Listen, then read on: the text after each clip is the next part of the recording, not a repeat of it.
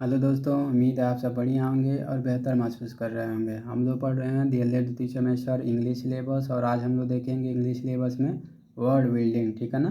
तो एक शब्द का कैसे निर्माण किया जाता है, तो आइए इसके बारे में पहले समझ लेते हैं। कोरा study carefully how verbs are formed from noun and adjective. ठीक है ना। तो सबसे पहले हमको यह समझना ज़रूरी है कि कैसे एक नाउन से या फिर एक एडजेक्टिव से वर्ब का निर्माण होता है। ठीक है। And how nouns are found from verbs and adjective, और कैसे वर्ब से और एडजेक्टिव से नाउन का निर्माण होता है। ठीक है। Call the following tables will help you to build up your vocabulary also. ठीक है ना। तो यह जो नीचे दिया हुआ है यह आपके वोकेबुलरी को भी समझने में क्या करेगी, मदद करेगी। तो आइए सबसे पहले इसको देख लेते हैं। तो यहाँ पे द रहा formation of verbs from noun. ठीक है ना। तो एक तरफ नाउन दिया हुआ है और एक तरफ वर्ब दिया हुआ है। तो आइए सबसे पहले हम देख लेते हैं कि इसका फार्मेशन कैसे होगा। जैसे कि नाउन जो होता है एडवाइस, एडवाइस मीन्स होता है सलाह। तो एडवाइस जो है एक नाउन है और एडवाइस का वर्ब अगर बनाएंगे तो एडवाइस हो जाएगा। ठीक है ना।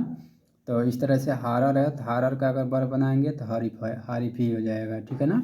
इस तरीके से आप इतने जितने हैं नाउन्स दिए हुए हैं उनके वर्ब फार्मेशन है, और यह भी नाउन है इनका वर्ब में फार्मेशन किया हुआ है। तो इसको आप अच्छे से देख सकते हैं और इसका नोट्स बना लेंगे और एक बार आप समझ लेंगे कि कैसे नाउन का फार्मेशन वर्ब में होता है। ठीक है ना। इसको देख सकते हैं और अच्छे से अगर नोट्स बनाना चाहें तो आप बना सकते हैं और एग्ज़ाम में पढ़ के जाएंगे तो फार्मेशन आप वर्ब भी पूछ सकता है कि नाउन से वर्ब का फार्मेशन कैसे बनेगा। जैसे यहाँ ग्रास दे देगा और पूछेगा कि ग्रास का वर्ब क्या होगा, तो अगर आप पढ़े रहेंगे तो ग्रास का वर्ब ग्रेज लिख देंगे।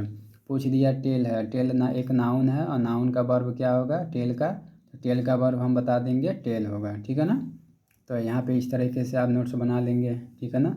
यहाँ पे हेल्थ लिखा हुआ है, हेल्थ जो है एक नाउन है और हेल्थ का वर्ब अगर पूछ दिए तो क्या बताएंगे, हील बताएंगे। तो आइए कुछ और फॉर्मेशन देख लेते हैं। अब कह रहा formation of verb from adjective. तो एक एडजेक्टिव से कैसे वर्ब का निर्माण होता है ये देख लेते हैं। तो यहाँ पे लिखा हुआ एबल, एबल एक एडजेक्टिव है और इसका वर्ब अगर बनाएंगे तो इनेबल हो जाएगा। यहाँ पे हार्ट लिखा है, हार्ट एक एडजेक्टिव है और हार्ट का अगर वर्ब बनाएंगे तो हीट हो जाएगा। ठीक है ना। यह एक तरह का मीनिंग है, आप समझ सकते हैं कि हमको यह जो है मीनिंग है दिया हुआ है और इसको याद रखना है। ठीक है। तो अगर एग्जाम में पूछ दिया ब्लैक, एक ब्लैक क्या है तो आप बता देंगे ब्लैक एडजेक्टिव है, और पूछ लिया ब्लैक का वर्ब क्या होगा आप बताएंगे ब्लैक का वर्ब जो होगा ब्लैक एन होगा। ठीक है ना। तो इस तरीके से आप अच्छे से पढ़ लेंगे, इसको समझ लेंगे और एग्ज़ाम में अच्छे से लिख लेंगे। इसके अगर नोट्स बनाएंगे और इसको समझेंगे तो और बेहतर तरीके से आपको अच्छे से समझ आएगा।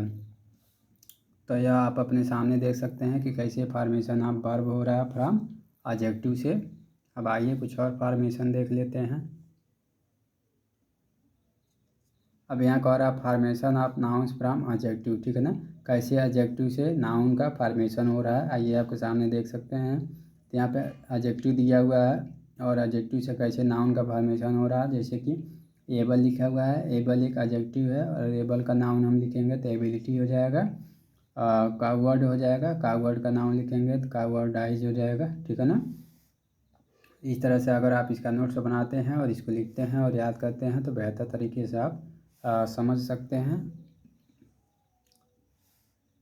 इंग्लिश का सिलेबस दरअसल डीएलएड में बहुत ही थोड़ा टफ होता है, इसीलिए इस पर बारीकी से अध्ययन करना बहुत ही ज़रूरी है। और अगर आप नोट्स बना लेते हैं तो आपके लिए और भी बेहतर सोने पे सुहागा हो जाएगा और आप अच्छे तरीके से इसको देख लेंगे। अपने सामने इसको भी देख सकते हैं जैसा कि यह आपके सामने दिया हुआ है।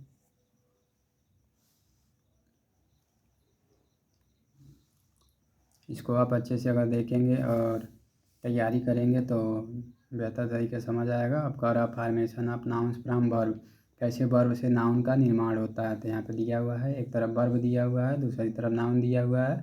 कैसे वर्ब से एक नाउन का निर्माण होगा, फार्मेशन होगा, ये आपके सामने दिया हुआ होगा। अगर आप चाहेंगे तो इसका बेहतर तरीके से नोट्स बना सकते हैं और तैयारी कर सकते हैं।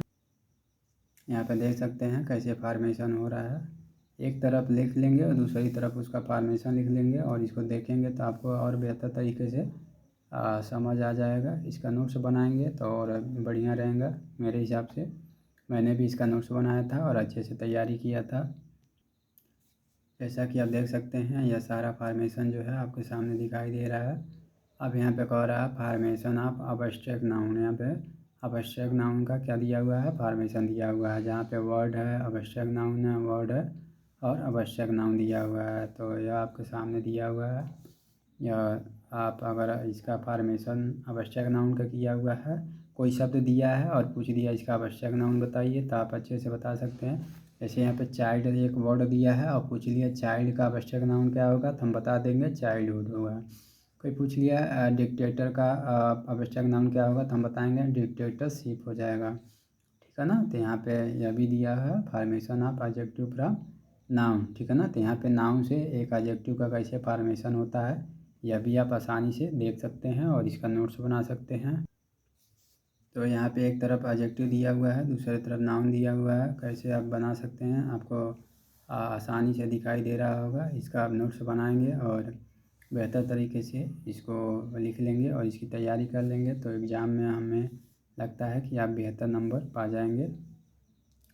तो उम्मीद करते हैं कि आपको फार्मेशन जो है यानी कि बोल्ड जो बिल्डिंग जो है वर्ड जो है अच्छे से समझ आया होगा, और जितने भी फार्मेशंस आपके सामने प्रस्तुत किए हैं उसका आप नोट्स ज़रूर बनाएंगे और नोट्स बना के तैयारी करेंगे तो बेहतर तरीके से समझ पाएंगे। तो आगे के अपडेट के लिए चैनल को सब्सक्राइब कर दीजिएगा, लाइक कर दीजिएगा और ज़्यादा से ज़्यादा शेयर कर दीजिएगा, ताकि आपके फ्रेंड भी इसको देख सकें और समझ सकते हैं और एग्ज़ाम की तैयारी अच्छे से कर सकें।